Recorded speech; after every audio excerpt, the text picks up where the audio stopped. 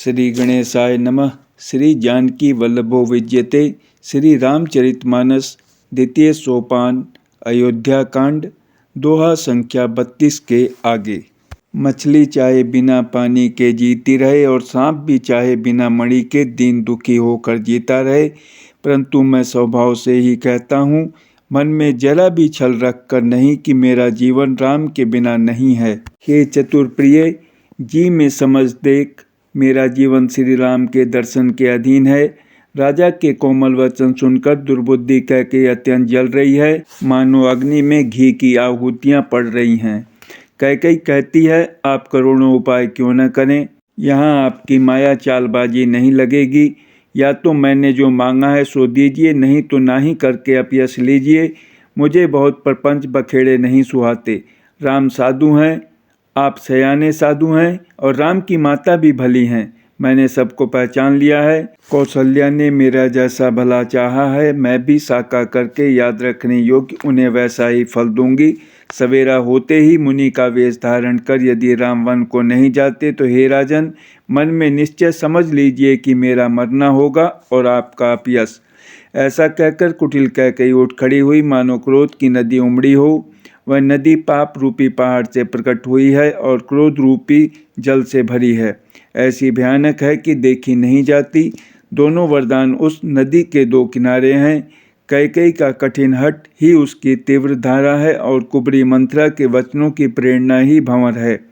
वह क्रोध रूपी नदी राजा दशरथ रूपी वृक्ष को जड़ मूल से ढहाती हुई विपत्ति रूपी समुद्र की ओर सीधी चली है। राजा ने समझ लिया कि बात सचमुच वास्तव में सच्ची है। स्त्री के बहाने मेरी मृत्यु ही सिर पर नाच रही है। तदंतर राजा ने कैकेयी के चरण पकड़कर उसे बिठाकर विनती की कि तू सूर्यकुल रूपी वृक्ष के लिए कुल्हाड़ी मत बन। तू मेरा मस्तक मांग ले, मैं तुझे अभी दे दूं, पर राम के विरह में मुझे मत मार। जिस किसी प्रकार से हो तू राम को रख ले, नहीं तो जन्म भर तेरी छाती जलेगी। राजा ने देखा कि रोग असाध्य है। तब वे अत्यंत आर्तवाणी से हा राम हा रघुनाथ कहते हुए सिर पीट कर जमीन पर गिर पड़े। राजा व्याकुल हो गए। उनका सारा शरीर शिथिल पड़ गया, मानो हथनी ने कल्पवृक्ष को उखाड़ फेंका हो। कंठ सूख गया, मुख से बात नहीं निकलती, मानो पानी के बिना पहिना नामक मछली तड़प रही हो। कैकेयी फिर कड़वे और कठोर वचन बोली, मानो घाव में जहर भर रही हो। कहती है, जो अंत में ऐसा ही करना था तो आपने मांग मांग किस बल पर कहा था। हे राजा, ठहाका मारकर हंसना और गाल फुलाना, क्या ये दोनों एक साथ हो सकते हैं। दानी भी कहना और कंजूसी भी करना, क्या राजपूती में क्षेम कुशल भी रह सकती है। लड़ाई में बहादुरी भी दिखावे और कहीं चोट भी न लगे। या तो वचन प्रतिज्ञा ही छोड़ दीजिए या धैर्य धारण कीजिए। यूँ असहाय स्त्री की भांति रोइए पीटिए नहीं। सत्यवर्ती के लिए तो शरीर, स्त्री, पुत्र, घर, धन और पृथ्वी सब तिनके के बराबर कहे गए हैं। कैकेयी के मर्म भेदी वचन सुनकर राजा ने कहा कि तू जो चाहे कह, तेरा कुछ भी दोष नहीं है। मेरा काल तुझे मानो पिशाच होकर लग गया है, वही तुझसे यह सब कहला रहा है। भरत तो भूल कर भी राजपद नहीं चाहते, होनहारवश तेरे ही जी में कुमति आ बसी। यह सब मेरे पापों का परिणाम है, जिससे कुसमय में बेमौके विधाता विपरीत हो गया। तेरी उजाड़ी हुई यह सुंदर अयोध्या फिर भली भांति बसेगी और समस्त गुणों के धाम श्री राम की प्रभुता भी होगी। सब भाई उनकी सेवा करेंगे और तीनों लोकों में श्री राम की बड़ाई होगी। केवल तेरा कलंक और मेरा पछतावा मरने पर भी नहीं मिटेगा या किसी तरह नहीं जाएगा। अब तुझे जो अच्छा लगे वही कर। मुँह छिपा कर मेरी आँखों की ओर जा बैठ, अर्थात मेरे सामने से हट जा, मुझे मुँह न दिखा। मैं हाथ जोड़कर कहता हूँ कि जब तक मैं जीता रहूँ तब तक फिर कुछ न कहना, अर्थात मुझसे न बोलना। अरे अभागिनी, फिर तू अंत में पछताएगी जो तू नहारू तांत के लिए गाय को मार रही है। राजा करोड़ों प्रकार से बहुत तरह से समझाकर और यह कहकर कि तू क्यों सर्वनाश कर रही है, पृथ्वी पर गिर पड़े, पर कपट करने में चतुर कैकेयी कुछ बोलती नहीं, मानो मौन होकर मसान जगा रही हो, शमशान में बैठकर प्रेत मंत्र सिद्ध कर रही हो। राजा राम राम रट रहे हैं और ऐसे व्याकुल हैं जैसे कोई पक्षी पंख के बिना बेहाल हो। वे अपने हृदय में मनाते हैं कि सवेरा न हो और कोई जाकर श्री रामचंद्र जी से यह बात न कहे। हे रघुकुल के गुरु, बड़ेरे मूल पुरुष सूर्य भगवान, आप अपना उदय न करें। अयोध्या को बेहाल देखकर आपके हृदय में बड़ी पीड़ा होगी। राजा की प्रीति और कैकेयी की निष्ठुरता दोनों को ब्रह्मा ने सीमा तक रचकर बनाया है, अर्थात राजा प्रेम की सीमा है और कैकेयी निष्ठुरता की। विलाप करते करते ही राजा को सवेरा हो गया। राजद्वार पर वीणा, बांसुरी और शंख की ध्वनि होने लगी। भाट लोग बिरदावली पढ़ रहे हैं और कव्वैये गुणों का गान कर रहे हैं। सुनने पर राजा को वे बाण जैसे लगते हैं। राजा को ये सब मंगल साज कैसे नहीं सुहा रहे हैं, जैसे पति के साथ सती होने वाली स्त्री को आभूषण। श्री रामचंद्र जी के दर्शन की लालसा और उत्साह के कारण उस रात्रि में किसी को भी नींद नहीं आई। राजद्वार पर मंत्रियों और सेवकों की भीड़ लगी है। वे सब सूर्य को उदय हुआ देखकर कहते हैं कि ऐसा कौन सा विशेष कारण है कि अवधपति दशरथ जी अभी तक नहीं जागे। राजा नित्य ही रात के पिछले पहर जाग जाया करते हैं, किंतु आज हमें बड़ा आश्चर्य हो रहा है। हे सुमंत्र, जाओ जाकर राजा को जगाओ, उनकी आज्ञा पाकर हम सब काम करें। तब सुमंत्र रावले राजमहल में गए, पर महल को भयानक देखकर वे जाते हुए डर रहे हैं। ऐसा लगता है मानो दौड़कर काट खाएगा। उसकी ओर देखा भी नहीं जाता, मानो विपत्ति और विषाद ने वहाँ डेरा डाल रखा हो। पूछने पर कोई जवाब नहीं देता। वे उस महल में गए जहाँ राजा और कैकेयी थे। जय जीव कहकर सिर नवाकर वंदना करके बैठे और राजा की दशा देखकर तो वे सूख ही गए। देखा कि राजा सोच से व्याकुल हैं, चेहरे का रंग उड़ गया है, जमीन पर ऐसे पड़े हैं मानो कमल जड़ छोड़कर जड़ से उखड़कर मुरझाया पड़ा हो। मंत्री मारे डर के कुछ पूछ नहीं सकते। तब अशुभ से भरी हुई और शुभ से विहीन कैकेयी बोली, राजा को रात भर नींद नहीं आई, इसका कारण जगदीश्वर ही जाने। इन्होंने राम राम रट कर सवेरा कर दिया, परंतु इसका भेद राजा कुछ भी नहीं बतलाते। तुम जल्दी राम को बुला लाओ, तब आकर समाचार पूछना। राजा का रुख जानकर सुमंत्र जी चले, समझ गए कि रानी ने कुछ कुचाल की है। सुमंत्र सोच से व्याकुल हैं, रास्ते पर पैर नहीं पड़ता, आगे बढ़ा नहीं जाता। सोचते हैं राम जी को बुलाकर राजा क्या कहेंगे। किसी तरह हृदय में धीरज धरकर वे द्वार पर गए। सब लोग उनको मन मारे उदास देखकर पूछने लगे। सब लोगों का समाधान करके किसी तरह समझा बुझाकर सुमंत्र वहाँ गए जहाँ सूर्य कुल के तिलक श्री रामचंद्र जी थे। श्री रामचंद्र जी ने सुमंत्र को आते देखा तो पिता के समान समझकर उनका आदर किया। श्री रामचंद्र जी के मुख को देखकर और राजा की आज्ञा सुनाकर वे रघुकुल के दीपक श्री रामचंद्र जी को अपने साथ लिवा चले। श्री रामचंद्र जी मंत्री के साथ बुरी तरह से बिना किसी लवाजमे के जा रहे हैं, यह देखकर लोग जहाँ तहाँ विषाद कर रहे हैं। रघुवंशमणि श्री रामचंद्र जी ने जाकर देखा कि राजा अत्यंत ही बुरी हालत में पड़े हैं, मानो सिंहनी को देखकर कोई बूढ़ा गजराज सहम कर गिर पड़ा हो। राजा के होठ सूख रहे हैं और सारा शरीर जल रहा है, मानो मणि के बिना सांप दुखी हो रहा हो। पास ही क्रोध से भरी कैकेयी को देखा, मानो साक्षात मृत्यु ही बैठी राजा के जीवन की अंतिम घड़ियां गिन रही हो। श्री रामचंद्र जी का स्वभाव कोमल और करुणामय है। उन्होंने अपने जीवन में पहली बार यह दुख देखा। इससे पहले कभी उन्होंने दुख सुना भी न था। तो भी समय का विचार करके हृदय में धीरज धरकर उन्होंने मीठे वचनों से माता कैकेयी से पूछा, हे माता, मुझे पिताजी के दुख का कारण कहो, ताकि जिससे उसका निवारण हो, दुख दूर हो, वह यत्न किया जाए। कैकेयी ने कहा, हे राम, सुनो, सारा कारण यही है कि राजा का तुम पर बहुत स्नेह है। इन्होंने मुझे 2 वरदान देने को कहा था। मुझे जो कुछ अच्छा लगा वही मैंने मांगा। उसे सुनकर राजा के हृदय में सोच हो गया, क्योंकि ये तुम्हारा संकोच नहीं छोड़ सकते।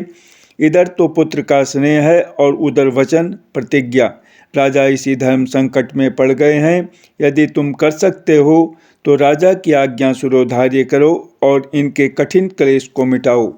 कैकेयी बेधड़क बैठी ऐसी कड़वी वाणी कह रही है, जिसे सुनकर स्वयं कठोरता भी अत्यंत व्याकुल हो उठी। जीव धनुष है, वचन बहुत से तीर हैं और मानो राजा ही कोमल निशाने के समान हैं। इस सारे साज समान के साथ मानो स्वयं कठोरपन श्रेष्ठ वीर का शरीर धारण करके धनुष विद्या सीख रहा है।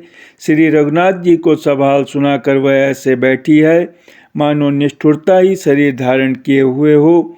सूर्य कुल के सूर्य स्वाभाविक ही आनंद निधान श्री रामचंद्र जी मन में मुस्कुराकर सब दूषणों से रहित ऐसे कोमल और सुंदर वचन बोले जो मानो वाणी के भूषण ही थे। हे माता, सुनो, वही पुत्र बड़भागी है जो पिता माता के वचनों का अनुरागी पालन करने वाला है। आज्ञा पालन के द्वारा माता पिता को संतुष्ट करने वाला पुत्र हे जननी सारे संसार में दुर्लभ है। वन में विशेष रूप से मुनियों का मिलाप होगा जिसमें मेरा सभी प्रकार से कल्याण है, उसमें भी फिर पिताजी की आज्ञा और हे जननी तुम्हारी सम्मति है और प्राण प्रिय भरत राज्य पावेंगे। इन सभी बातों को देखकर यह प्रतीत होता है कि आज विधाता सब प्रकार से मुझे सम्मुख हैं, मेरे अनुकूल हैं। यदि ऐसे काम के लिए भी मैं वन को न जाऊं तो मूर्खों के समाज में सबसे पहले मेरी गिनती करनी चाहिए, जो कल्प वृक्ष को छोड़कर रेंड की सेवा करते हैं और अमृत त्याग कर विष मांग लेते हैं। हे माता, तुम मन में विचार कर देखो, वे महामूर्ख भी ऐसा मौका पाकर कभी न चूकेंगे। हे माता, मुझे एक ही दुख विशेष रूप से हो रहा है, वह महाराज को अत्यंत व्याकुल देखकर। इस थोड़ी सी बात के लिए ही पिताजी को इतना भारी दुख हो। हे माता, मुझे इस बात पर विश्वास नहीं होता, क्योंकि महाराज तो बड़े ही धीर और गुणों के अथाह समुद्र हैं।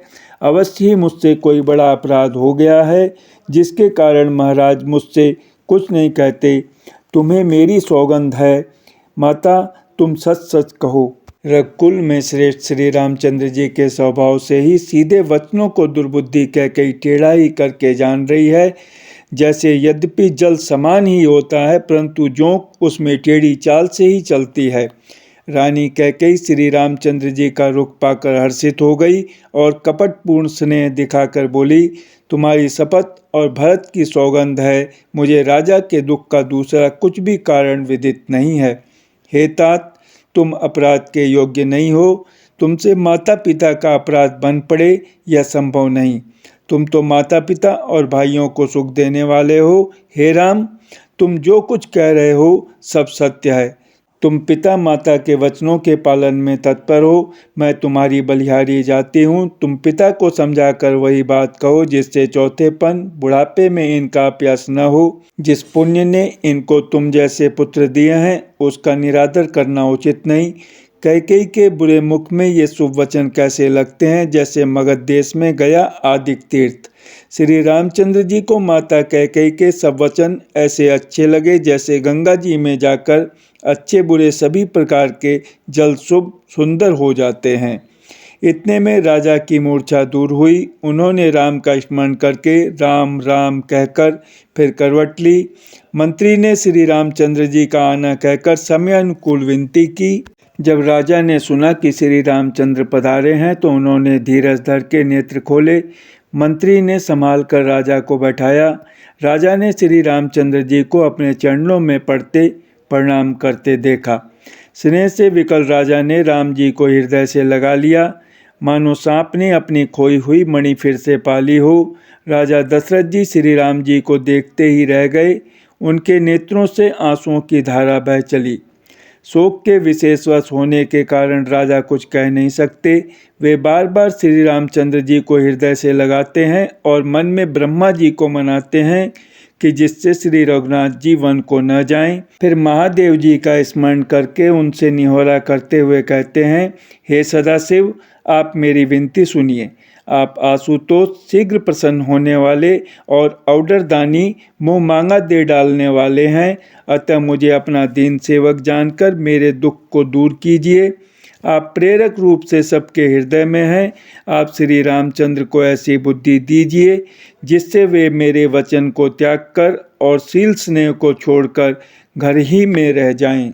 जगत में चाहे अपयश हो और सुयश नष्ट हो जाए, चाहे नया पाप होने से मैं नरक में गिरूं अथवा स्वर्ग चला जाए, पूर्व पुण्यों के फलस्वरूप मिलने वाला स्वर्ग चाहे मुझे न मिले, और भी सब प्रकार के दुसह दुख आप मुझसे सहन करा लें, पर श्री रामचंद्र मेरी आंखों की ओट न हो। राजा मन ही मन इस प्रकार विचार कर रहे हैं, बोलते नहीं। उनका मन पीपल के पत्ते की तरह डोल रहा है। श्री रघुनाथ जी ने पिता को प्रेम के वश जानकर और यह अनुमान करके कि माता फिर कुछ कहेंगी तो पिताजी को दुख होगा, देश काल और अवसर के अनुकूल विचार कर विनीत वचन कहे, हे तात, मैं कुछ कहता हूँ या ढिठाई करता हूँ, इस अनुचित्य को मेरी बाल्यावस्था समझकर क्षमा कीजिएगा। इस अत्यंत तुच्छ बात के लिए आपने इतना दुख पाया, मुझे किसी ने पहले कहकर यह बात नहीं जनाई। स्वामी, आपको इस दशा में देखकर मैंने माता से पूछा। उनसे सारा प्रसंग सुनकर मेरे सब अंग शीतल हो गए, मुझे बड़ी प्रसन्नता हुई। हे पिताजी, इस मंगल के समय स्नेहवश होकर सोच करना छोड़ दीजिए और हृदय में प्रसन्न होकर मुझे आज्ञा दीजिए। यह कहते हुए प्रभु श्री रामचंद्र जी सर्वांग पुलकित हो गए। उन्होंने फिर कहा, इस पृथ्वी तल पर उसका जन्म धन्य है जिसके चरित्र सुनकर पिता को परम आनंद हो, जिसको माता पिता प्राणों के समान प्रिय हैं। चारों पदार्थ अर्थ धर्म काम मोक्ष उसके करत लगत मुट्ठी में रहते हैं। आपकी आज्ञा पालन करके और जन्म का फल पाकर मैं जल्दी ही लौट आऊँगा, अतः कृपया आज्ञा दीजिए। माता से विदा मांग आता हूँ, फिर आपके पैर लगकर प्रणाम करके वन को चलूँगा। ऐसा कहकर तब श्री रामचंद्र जी वहाँ से चल दिए। राजा ने शोकवश कोई उत्तर नहीं दिया। वह बहुत ही तीखी अप्रिय बात नगर भर में इतनी जल्दी फैल गई, मानो डंक मारते ही बिच्छू का विष सारे शरीर में चढ़ गया हो। इस बात को सुनकर सब स्त्री पुरुष ऐसे व्याकुल हो गए जैसे दावानल वन में आग लगी देखकर बेल और वृक्ष मुरझा जाते हैं। जो जहाँ सुनता है वह वहीं सिर धुनने पीटने लगता है। बड़ा विषाद है, किसी को धीरज नहीं बनता, सबके मुख सूखे जाते हैं, आंखों से आंसू बहते हैं, शोक हृदय में नहीं समाता, मानो करुणा रस की सेना अवध पर डंका बजाकर उतर आई हो। सब मेल मिल गए थे, सब संयोग ठीक हो गए थे। इतने में ही विधाता ने बात बिगाड़ दी। जहाँ तहाँ लोग कैकेयी को गाली दे रहे हैं। इस पापिन को क्या सूझ पड़ा जो इसने छाये घर पर आग रख दी।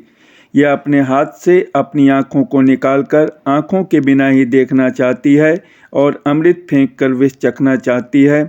यह कुटिल कठोर दुर्बुद्धि और अभागिनी कैकेयी रघुवंश रूपी बांस के वन के लिए अग्नि हो गई।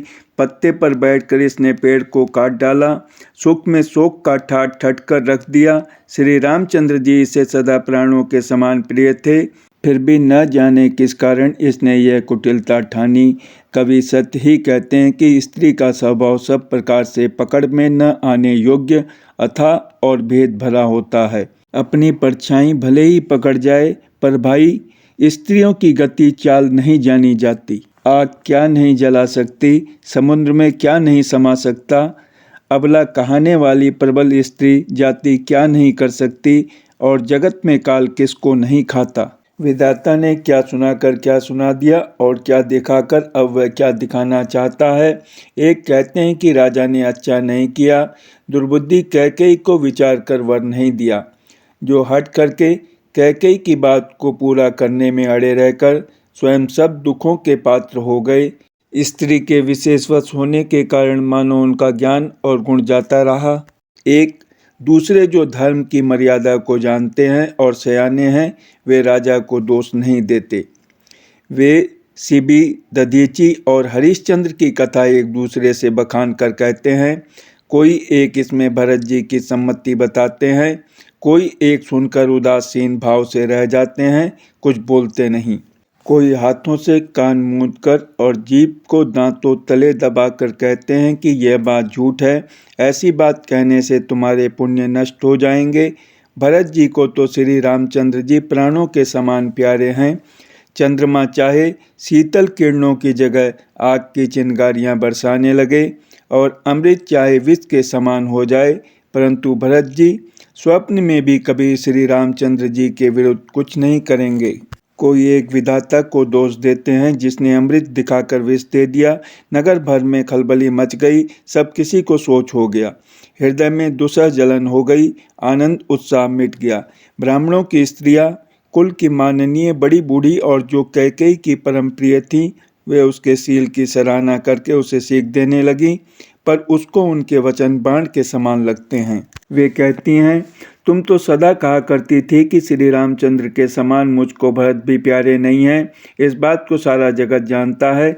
श्री रामचंद्र जी पर तो तुम स्वाभाविक ही स्नेह करती रही हो, आज किस अपराध से उन्हें वन देती हो? तुमने कभी सोतिया डाह नहीं किया। सारा देश तुम्हारे प्रेम और विश्वास को जानता है। अब कौशल्या ने तुम्हारा कौन सा बिगाड़ कर दिया जिसके कारण तुमने सारे नगर पर वज्र गिरा दिया? क्या सीता जी अपने पति श्री रामचंद्र जी का साथ छोड़ देंगी? क्या लक्ष्मण जी श्री रामचंद्र जी के बिना घर रह सकेंगे? क्या भरत जी श्री रामचंद्र जी के बिना अयोध्यापुरी का राज्य भोग सकेंगे? और क्या राजा श्री रामचंद्र जी के बिना जीवित रह सकेंगे? अर्थात न सीता जी यहाँ रहेंगी, न लक्ष्मण जी रहेंगे, न भरत जी राज्य करेंगे और न राजा ही जीवित रहेंगे, सब उजाड़ हो जाएगा। हृदय में ऐसा विचार कर क्रोध छोड़ दो, शोक और कलंक की कोठी मत बनो। भरत को अवश्य युवराज पद दो, पर श्री रामचंद्र जी का वन में क्या काम है? श्री रामचंद्र जी राज्य के भूखे नहीं हैं, वे धर्म की धुरी को धारण करने वाले और विषय रस से रूखे हैं, अर्थात उनमें विषयासक्ति है ही नहीं। इसलिए तुम ये शंका न करो कि श्री राम जी वन न गए तो भरत के राज्य में विघ्न करेंगे। इतने पर भी मन न माने तो तुम राजा से दूसरा ऐसा यह वर ले लो कि श्री राम घर छोड़कर गुरु के घर रहें। जो तुम हमारे कहने पर न चलोगी तो तुम्हारे हाथ कुछ भी न लगेगा। यदि तुमने कुछ हंसी की हो तो उसे प्रकट में कहकर जना दो कि मैंने दिल लगी की है। राम सरीखा पुत्र क्या वन के योग्य है? यह सुनकर लोग तुम्हें क्या कहेंगे? जल्दी उठो और वही उपाय करो जिस उपाय से इस शोक और कलंक का नाश हो। जिस तरह नगर भर का शोक और तुम्हारा कलंक मिटे, वही उपाय करके कुल की रक्षा कर। वन जाते हुए श्री राम जी को हट करके लौटा ले, दूसरी कोई बात न चला। तुलसीदास जी कहते हैं, जैसे सूर्य के बिना दिन, प्राण के बिना शरीर और चंद्रमा के बिना रात निर्जीव तथा शोभाहीन हो जाती है, वैसे ही श्री रामचंद्र जी के बिना अयोध्या हो जाएगी। हे भामिनी, तू अपने हृदय में इस बात को समझ विचार कर देख तो सही। इस प्रकार सखियों ने ऐसी सीख दी जो सुनने में मीठी और परिणाम में हितकारी थी, पर कुटला कुबरी की सिखाई पढ़ाई हुई कैकेयी ने इस पर जरा भी कान नहीं दिया। जय श्री राम।